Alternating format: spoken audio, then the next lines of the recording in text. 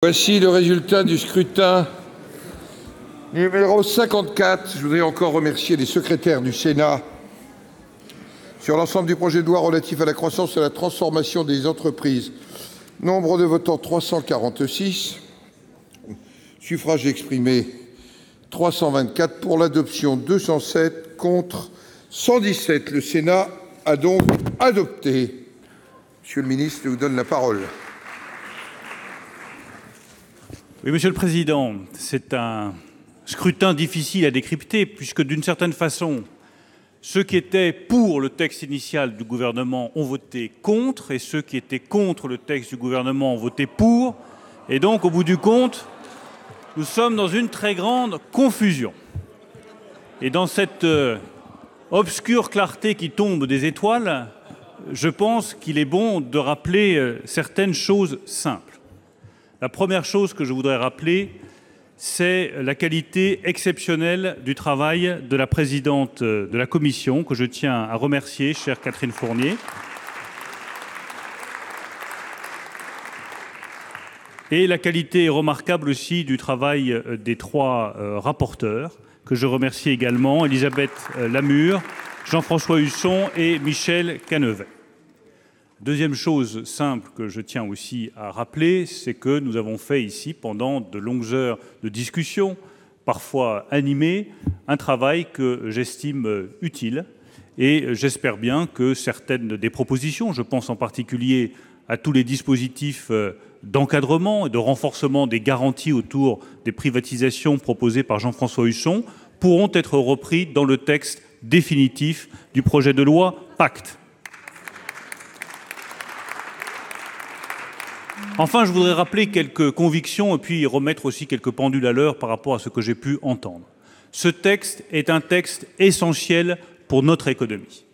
Il est essentiel pour les salariés. Et je peux tout entendre, nous sommes en démocratie. Mais je ne laisserai pas dire que le texte projet de loi sur la croissance et la transformation des entreprises n'est pas une bonne nouvelle pour les salariés. Ou alors il faudra m'expliquer que la simplification de l'épargne salariale n'est pas une bonne nouvelle pour les salariés. Il faudra m'expliquer que le développement de l'actionnariat salarié n'est pas une excellente nouvelle pour les salariés. Il faudra m'expliquer que les garanties qui sont apportées aux femmes, conjoints de collaborateurs et qui vont désormais bénéficier d'une protection renforcée, ça n'est pas une bonne chose pour les salariés. Et il faudra expliquer auprès de 10 millions de salariés qui vont enfin avoir accès à de l'intéressement et la participation grâce à la suppression du forfait social pour toutes les entreprises de moins de 250 salariés sur l'intéressement, ce ne serait pas une bonne nouvelle pour les salariés. Moi, je crois exactement le contraire. Pacte est un grand texte pour les salariés parce qu'il va permettre à ceux qui travaillent de vivre plus dignement de leur travail et de leur salaire. Je crois également que c'est un bon texte pour les entrepreneurs, et même un texte essentiel, puisqu'il va simplifier en profondeur les mesures de création des entreprises. Il va créer ce guichet unique pour la création des entreprises. Il va simplifier les procédures administratives. Il va alléger un certain nombre de charges qui sont coûteuses.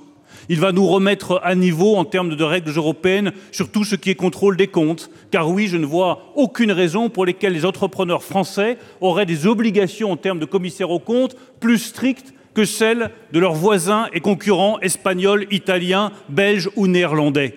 Nous remettons la compétitivité française à l'heure de l'Europe en rappelant que les procédures françaises ne doivent pas être plus strictes que celles des concurrents européens.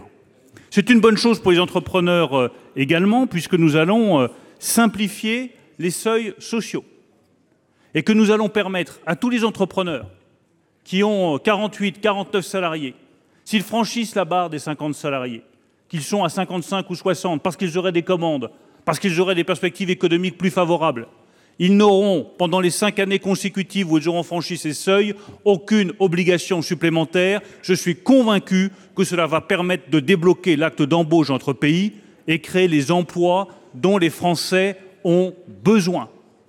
Désormais, avec le projet de loi Pacte, il n'y aura plus que 3 seuils, là où il y en avait une dizaine.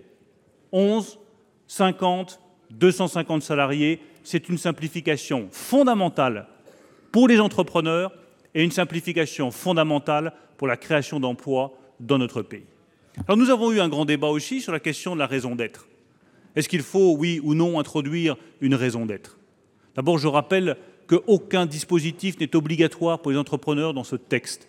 Tout est une faculté, rien n'est une obligation, parce que je pense que c'est comme ça que l'on fait progresser une société. Mais cette raison d'être, croyez-moi, quand je discute avec des jeunes entrepreneurs, avec des jeunes créateurs d'entreprises, que ce soit dans le domaine de l'artisanat, du commerce, des start-up techniques les plus pointues, tous veulent donner une raison d'être à leur société parce que tous ont bien compris que l'entreprise ne se limite plus à la création de profits, mais qu'elle doit répondre à l'attente sociale qui est placée en elle, l'attente environnementale, l'attente d'égalité entre les femmes et les hommes, l'attente pour faire une place aux personnes en situation de handicap, l'attente pour transformer la société d'une manière plus juste que ce qui peut exister aujourd'hui. La raison d'être, c'est l'avenir de l'entrepreneuriat en France, et je suis convaincu que la France peut donner à toute l'économie européenne un exemple en mettant en place cette raison d'être et en donnant une signification, un sens à l'activité économique. Je me suis battu avec Jean-Dominique Sénard, avec Nicole Notat, avec un certain nombre de députés, avec des sénateurs ici, pour que l'économie française prenne du sens. La raison d'être accordée aux entreprises, c'est du sens donné à notre modèle économique. Je pense en dernier lieu que ce texte est essentiel aussi pour l'innovation et que c'est de l'innovation, Monsieur Bourquin, que dépendra notre capacité à réindustrialiser notre pays. Je peux tout entendre, mais certainement pas que nous n'avons pas une politique industrielle pour notre pays avec Agnès Pannier.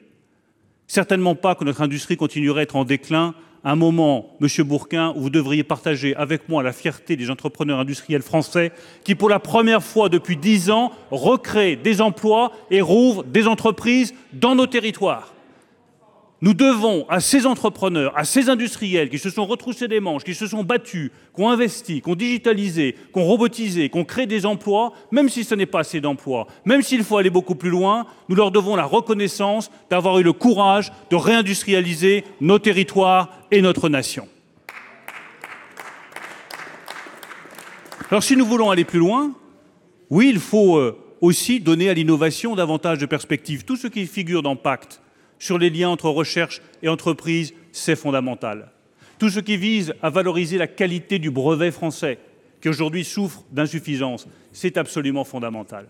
Et oui, je maintiens que les privatisations d'ADP, d'Engie, de la Française des Jeux, que ces cessions d'actifs dans des activités qui peuvent parfaitement être traitées par des acteurs privés de manière encadrée et régulée, c'est une nécessité absolue pour financer le fonds pour innovation de rupture de 10 milliards d'euros qui nous permettra d'investir dans l'intelligence artificielle et dans les technologies nouvelles. Au XXIe siècle, il y aura des vainqueurs et il y aura des vaincus. Dans le camp des vainqueurs, vous aurez des nations qui auront investi pour l'innovation. Vous aurez des nations qui auront la maîtrise de l'intelligence artificielle, des logiciels, des algorithmes, des données. Et vous aurez des nations qui auront baissé des bras parce qu'elles auraient continué à gérer des rentes plutôt que d'investir dans l'avenir du pays. Eh bien, je préfère que notre nation soit championne de l'intelligence artificielle, dans les nouvelles technologies, et je préfère que notre nation soit dans le camp des vainqueurs plutôt que dans le camp des vaincus.